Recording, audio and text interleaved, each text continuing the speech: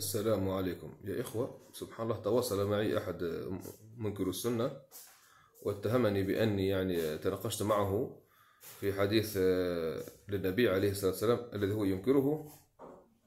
وفي الأخير سبحان الله الذي تبين لي وله هو أيضا طبعا أنه أحد الأشاعرة تناقش معه وقال أنه سلفي وهابي، وسمى نفسه سلفي وهابي، وتناقش معه حول هذا الحديث، وعجز عن عنوة كي يبين له أن السلفية الوهابية عاجزون عن الرد وأصحاب حجة ضعيفة. شفتوا سبحان الله سخافة هؤلاء القوم، شفتوا سخافة هؤلاء الأشاعرة كيف سبحان الله ينتحلون شخصية السلفي ثم يقومون بمناظرات وهمية مع أشخاص ويلعبون دور السلفي العاجز عن الرد، فيطير بها هذا المخالف منكر السنة ويقول له في السلفية عجزوا عن الرد، وتحداني وقال لي انشر الكلام.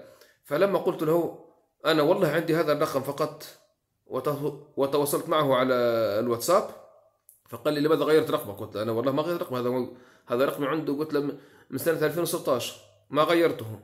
أرسل لي قال لي أنت خليجي، وأرسل لي رقم خليجي، أنا ظننته رقمه هو الثاني، فقلت له طيب أنا سوف أدخل على هذا الرقم وسوف أرى إذا كنت تناقشت معك أم لا. فوجدته رقم أشعري، فقلت له أنت أشعري ولا منكر للسنة؟ لأن تناقشت معك في مسألة الصفات. قال لي لا أنا ما تناقشت معك في مسألة الصفات، أنا تناقشت معك في مسألة حديث.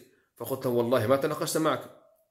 فالذي فهمته وتبين لي أن هذا أشعري تناقشت معه أنا في آية الصفات، وهو تناقش مع هذا الشحروري منكر للسنة في مسألة حديث السيف، وعجز عن الرد عنوة عملها كما يقولوا بالعاني، أظهر أنه عاجز، ولكن